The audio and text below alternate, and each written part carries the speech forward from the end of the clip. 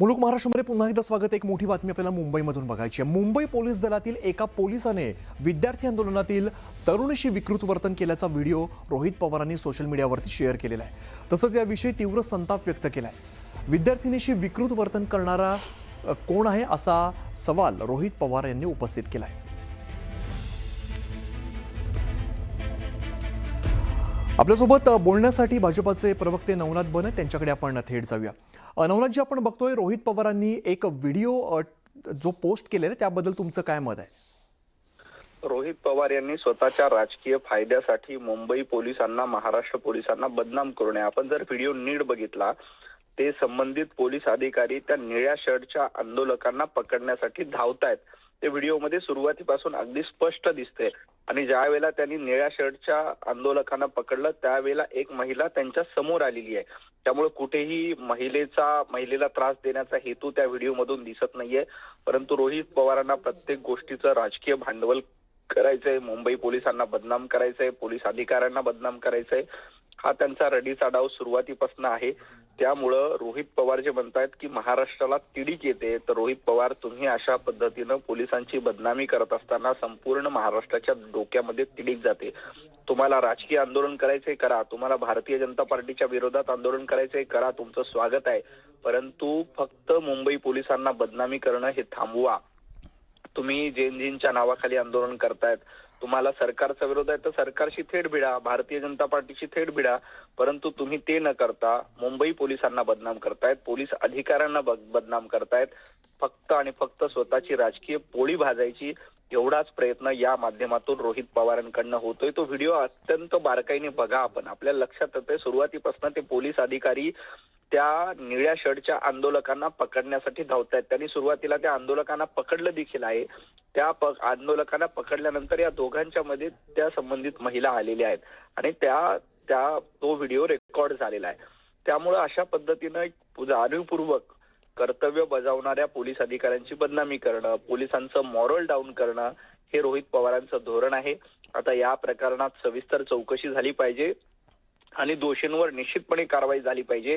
परंतु मुंबई पोलिसांची बदनामी करणं, महाराष्ट्र पोलिसांची बदनामी करणं आणि स्वतःचा राजकीय अजेंडा रेटून नेणं हा रोहित पवारांचा धंदा झालाय। परंतु महाराष्ट्र उघड्या डोळ्याने हे सगळं बघतोय। रोहित पवारांची ही नौटंकी पुन्हा एकदा समोर आली।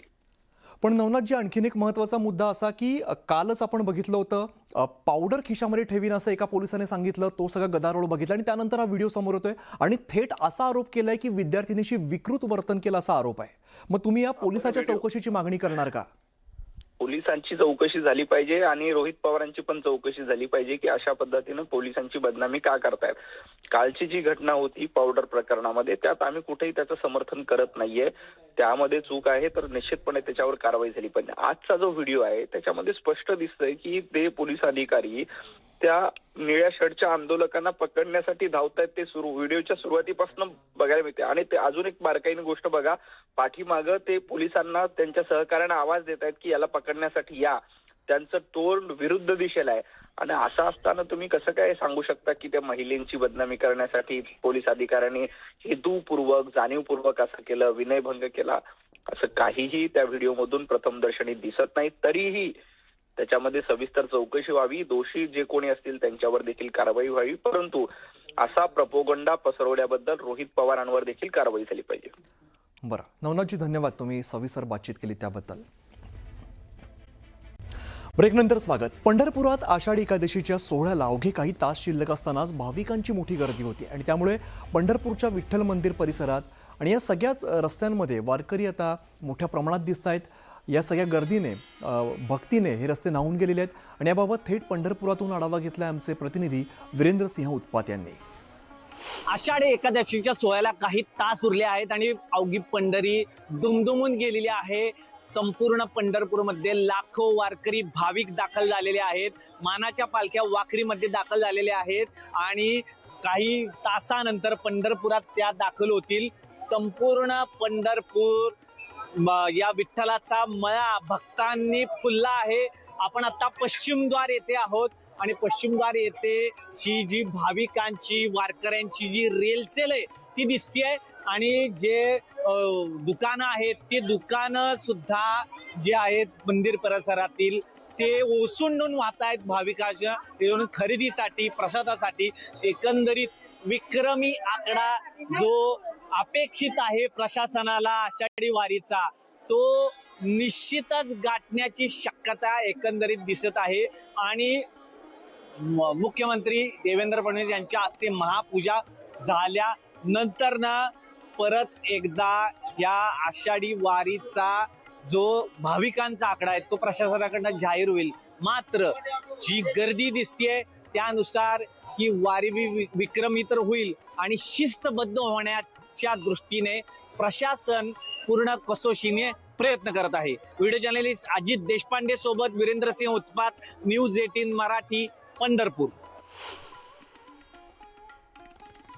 तर पंढरपुरात विठ्ठलाच्या दर्शन रांगेमध्ये सध्या मोठ्या प्रमाणावरती भाविकांची गर्दी आणि याच गर्दीमध्ये जेनझी असणारी तरुणाई ही सुद्धा दिसते.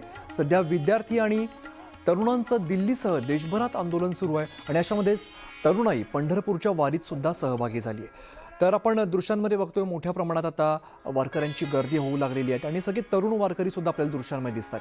एकीकडे दिल्लीमध्ये सगळ्या जेनझी तरुणांचं आंदोलन सुरू आहे, तर काही आपल्याला तरुण दिसत आहेत थेट पंढरपुरात आणि विठुरायाचं दर्शन घेण्यासाठी हे सगळे जेनझी वारकरी सुद्धा आपल्याला या दर्शन रांगेमध्ये बघायला मिळतात. प्रचंड मोठी अशी दर्शन रांग पंढरपूरमध्ये बघायला मिळते आणि तोच उत्साह, तीच ऊर्जा घेऊन हे सगळे तरुण वारकरी सुद्धा आपल्याला सध्या पंढरपूरमध्ये दाखल झालेले बघायला मिळत आहेत.